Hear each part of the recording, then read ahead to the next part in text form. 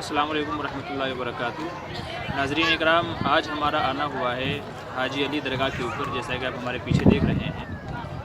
यहाँ आने का जो मकसद है वो हज़रत की ज़ियारत है और ईसाल सवाब है। साथ साथ में एक चीज़ की इस्लाह करना मकसद है। उम्मीद है कि बात आपको समझ में आ जाए। अल्लाह तबारक व तआला हमको सही कहने और उसके मुताबिक अमल की तौफ़ीक़ नसीब फरमाए। बुज़ुर्गों के मज़ारात पे जाना चाहिए।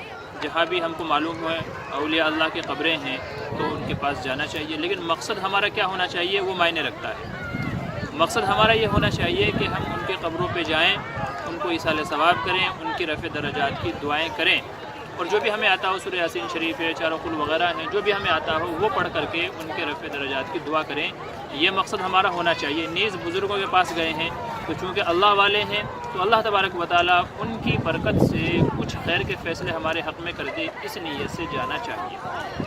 ख़राबी जो हम लोग करते हैं इसको अच्छे से समझ लीजिए। ख़राबी हम लोग ये करते हैं कि हम वहाँ जा कर के उनको अल्लाह तबारक व तआला की सिफ़ात में शरीक मान लेते हैं। कितने लोग हैं जो आते हैं, यहाँ भी आते हैं, अजमेर भी जाते हैं, किस लिए हमें औलाद दे दो, हालांकि इनके बस में औलाद देना नहीं है।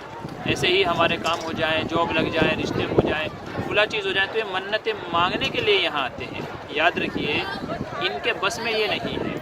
अगर हम ये मान लें कि इनके बस में ये चीज़ें देना है तो ये तो अल्लाह की ज़ात में शरीक मानना हुआ, जो कि सरासर शिरक है।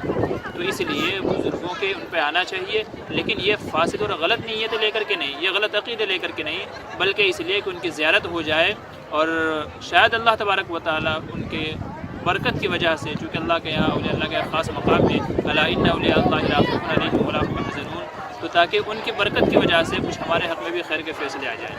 लिहाजा मन्नतें मांगना, जॉब मांगना, औलादें मांगना, तो ये सब शिरकी अक़ीदा हैं। तो इनसे बचते हुए आना चाहिए, बहुत अच्छी बात है।